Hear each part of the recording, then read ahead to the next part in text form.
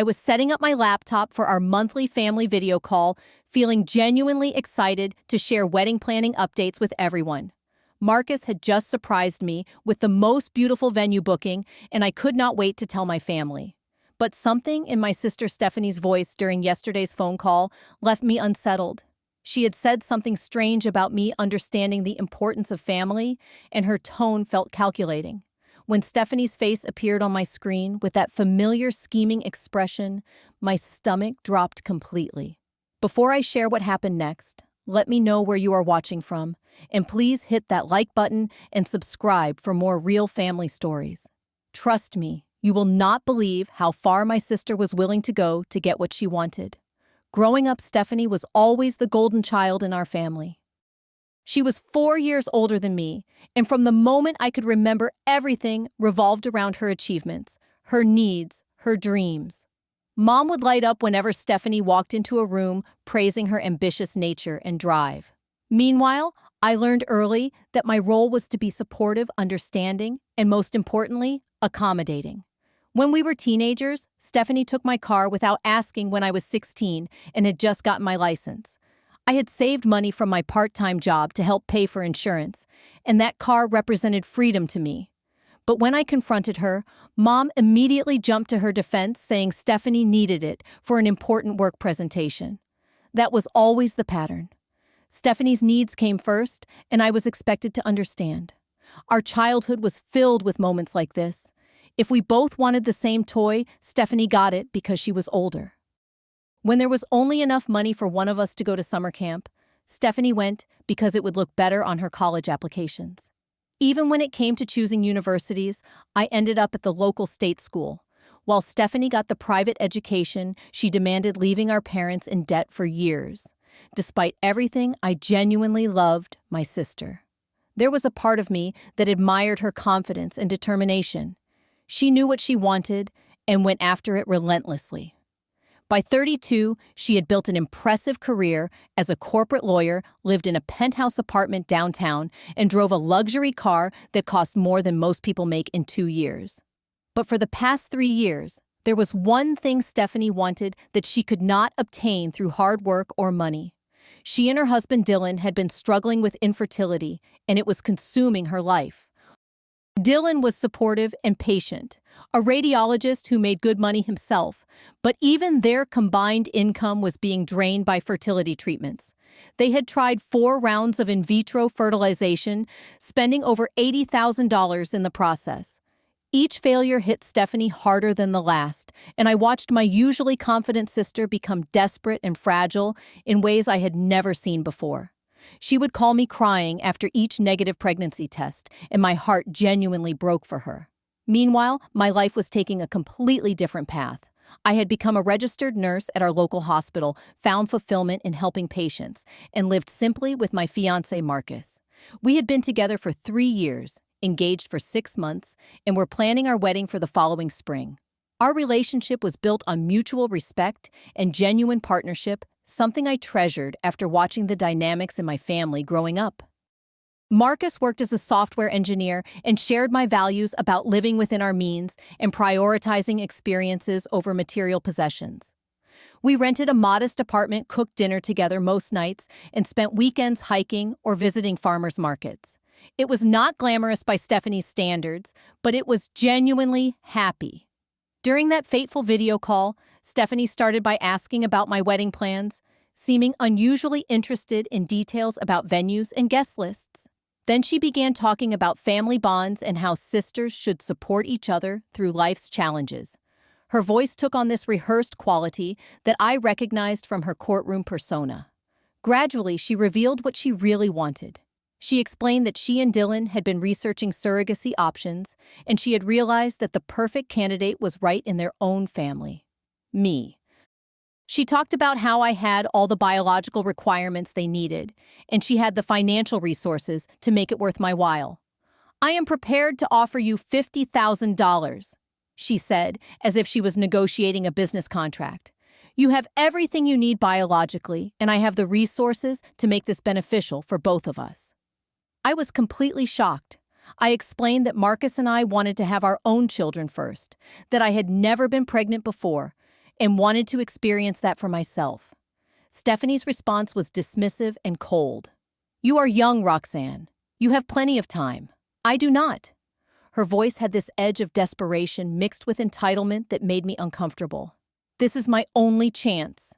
Before I could respond, Mom's voice came from off-camera. She had been listening the entire time, and now she was chiming in with her support for Stephanie's plan. "Roxanne, your sister needs you. Family comes first, and this is what families do for each other." The call ended with me firmly declining and Stephanie looking furious. That night, Marcus held me while I cried, assuring me that my decision was completely reasonable and that no one had the right to pressure me into something so personal. The very next morning, my phone started ringing before 7 a.m. It was Mom, and when I answered, her voice was thick with disappointment and guilt. "I barely slept last night thinking about your sister," she began. "Do you know that she cried for 2 hours after you hung up? She is heartbroken, Roxanne. Absolutely heartbroken." This became the pattern for the next 2 weeks. Mom called me every single day, sometimes multiple times, with updates about Stephanie's emotional state.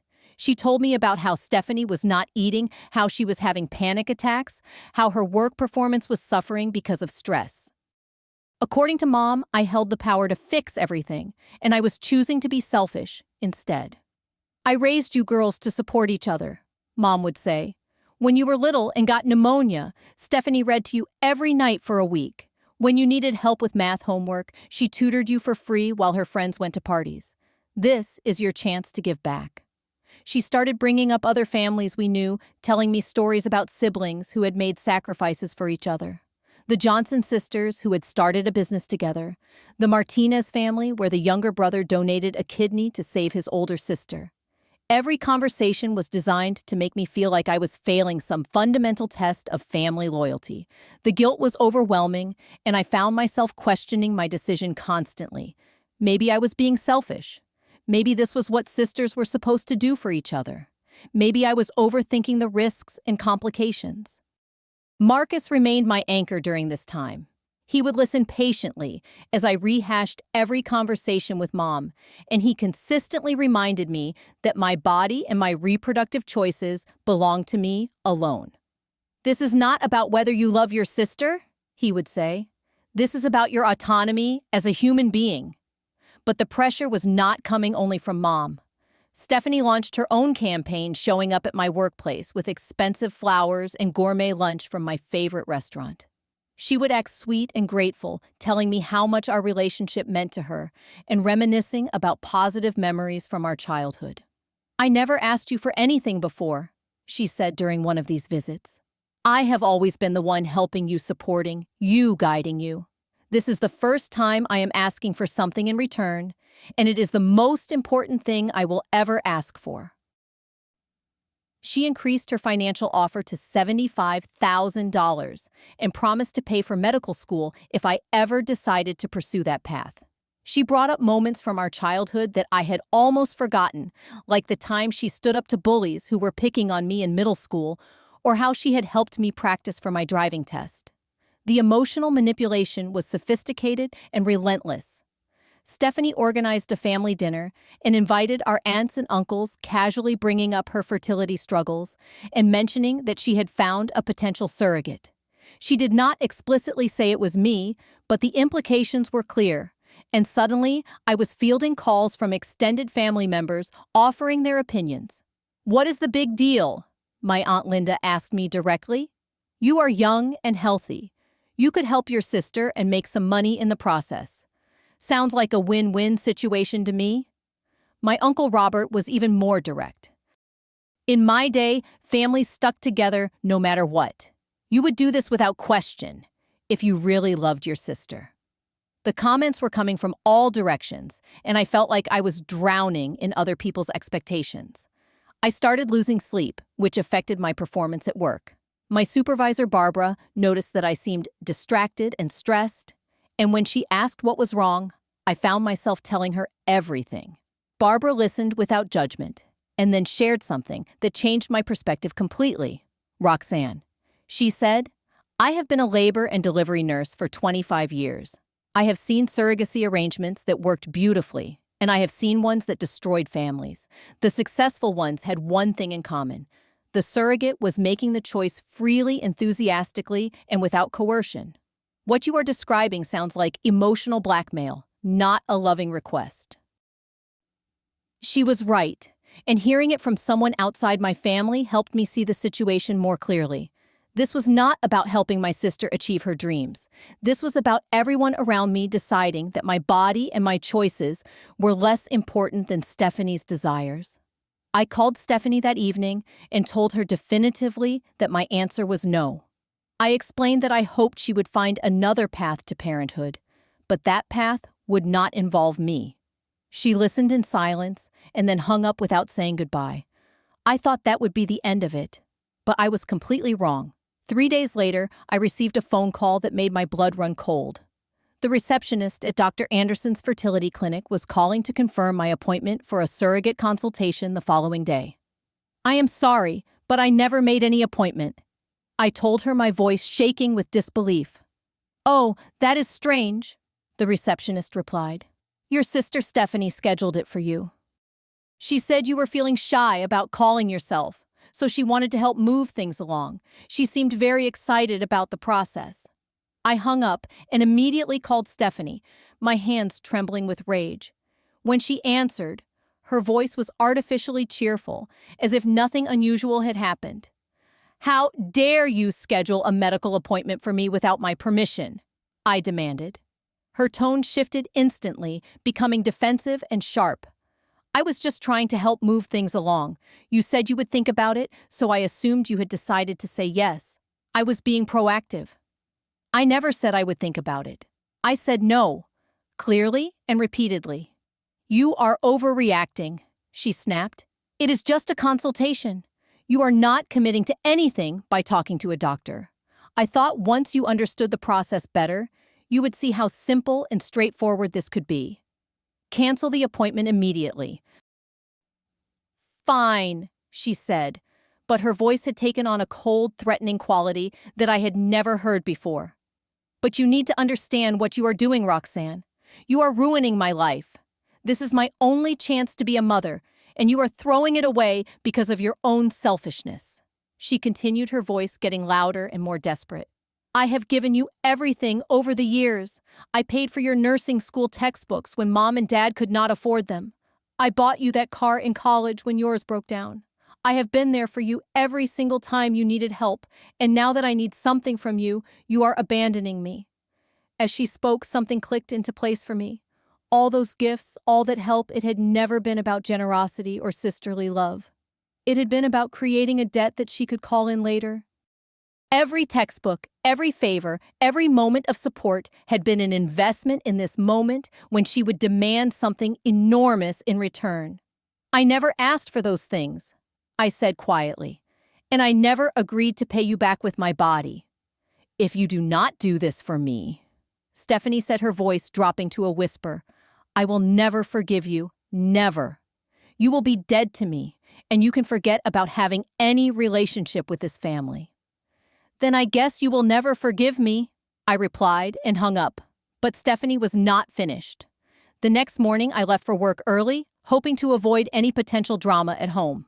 I was just settling into my shift when my phone buzzed with a text from Mom that made my heart stop. "Emergency. Come to my house right now. Something terrible has happened." I rushed over immediately, my mind racing with possibilities. Had someone been hurt? Was Dad okay?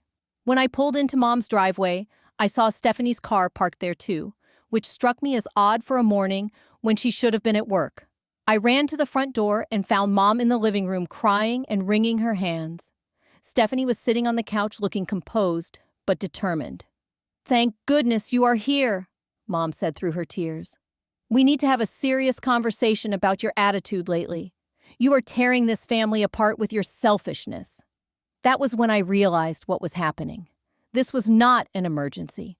This was an intervention, an ambush designed to pressure me into compliance. And as I turned to leave, Stephanie stood up and positioned herself between me and the door. "We are all going to that doctor appointment together," Stephanie announced. "As a family, You need to understand what you are saying no to, and we are going to make sure that happens. Get out of my way, I said, but Stephanie did not move. You are being dramatic, she said. It is just a consultation. We are not asking you to sign any contracts today. We just want you to hear what the doctor has to say so you can make an informed decision. When I tried to push past her, she grabbed my car keys from my hand. At the same time, Mom stood up and took hold of my arm. Not roughly, but firmly enough to stop me from moving toward the door. You are not leaving until we resolve this, Mom said. I have watched my daughter suffer for 3 years, and I will not stand by and watch you destroy her last hope out of stubbornness. The situation was surreal and terrifying. These were people who claimed to love me, who were supposed to protect me, and they were physically preventing me from leaving because I would not give them access to my reproductive system. I managed to break free from Mom's grip and push past Stephanie, but she grabbed my jacket and tried to pull me back. In the struggle, I stumbled and fell against the coffee table, scraping my elbow badly enough to draw blood. Look what you made me do, Stephanie said, as if my injury was somehow my fault for resisting their plan. I ran out of the house and straight to the neighbor's yard where Mrs. Garcia was tending her garden. She took one look at my face and the blood on my arm and immediately understood that something was very wrong. Call the police, I told her, and she did not hesitate. When the officers arrived, they found Stephanie and Mom standing in the driveway, both trying to explain that this had all been a misunderstanding. They claimed I had overreacted to a family discussion, that no one had tried to force me to do anything, and that I had injured myself by being clumsy and dramatic. But Mrs. Garcia had seen the struggle through her window, and my scraped elbow told a different story than the one they were trying to sell. I gave my statement clearly and calmly, explaining exactly what had happened and why I felt unsafe. The police took everything seriously and helped me understand my options for filing a restraining order. They explained that while this might seem like a family dispute, attempting to physically prevent someone from leaving a location against their will was a form of unlawful detention, regardless of the intentions behind it. Dylan arrived while the police were still there, having been called by Stephanie in her panic. When he heard what had actually happened, the color drained from his face completely. He pulled me aside and apologized profusely. Roxanne, I had no idea she was planning any of this, he said, his voice shaking with shock and anger. I thought you had agreed to think about surrogacy as an option. I never knew she had scheduled appointments behind your back, or that anyone was trying to force you into anything. Dylan revealed something that made the situation even clearer. Stephanie had been manipulating him too, telling him that I was interested in helping, but just needed time to warm up to the idea.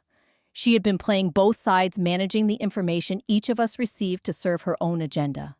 As word spread through our extended family about what had actually happened, the narrative began to shift dramatically. The aunts and uncles who had been pressuring me to help my sister were horrified when they learned about the appointment scheduling and the physical confrontation. They had been operating under Stephanie's version of events, believing that I was simply being stubborn about a reasonable request. I filed the restraining order the next day and blocked both Stephanie and Mom on all social media platforms, email, and phone. For the first time in my adult life, I experienced what it felt like to set a boundary and stick to it regardless of the emotional cost. Marcus was incredible throughout this entire ordeal, never once suggesting that I should compromise my safety or values to keep the peace.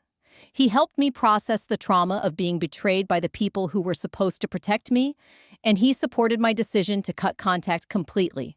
Our wedding planning became a healing process rather than a stressful one. Without the constant drama and manipulation from my family of origin, I was able to focus on building the kind of life I actually wanted. We kept our guest list small and meaningful, inviting only people who had consistently shown us respect and support. Dylan filed for divorce from Stephanie 6 months later after discovering a pattern of manipulation and control that extended far beyond the surrogacy situation. He had started paying attention to how she treated service workers, how she talked about people when they were not around, and how she responded when she did not get her way. The incident with me had opened his eyes to aspects of her personality that he had been ignoring or explaining away. Stephanie lost more than just Dylan and me. Our extended family, once they understood what had really happened, began to distance themselves from her as well. They realized that her version of events had never been trustworthy, and they were embarrassed about having pressured me based on incomplete and biased information. She eventually moved to another state for a fresh start, but not before making several attempts to reach out and repair the damage.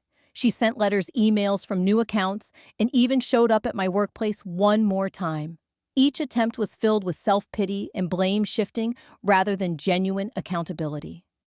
She was not invited to my wedding, which took place on a beautiful spring day, surrounded by people who loved and respected us. Dad, who had divorced Mom years earlier, walked me down the aisle and told me how proud he was that I had stood up for myself when it mattered most. Marcus and I did eventually start our own family, welcoming our first child 2 years after our wedding.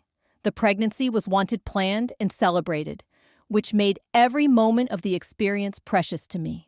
I thought often during those 9 months about how different it would have felt to be carrying a baby for someone else, especially under the circumstances Stephanie had tried to create. The experience taught me that family is not about blood or obligation. It is about mutual respect, genuine care, and the willingness to honor each other's boundaries even when it is inconvenient. Sometimes the bravest thing you can do is walk away from people who claim to love you, but treat you like an object to be used.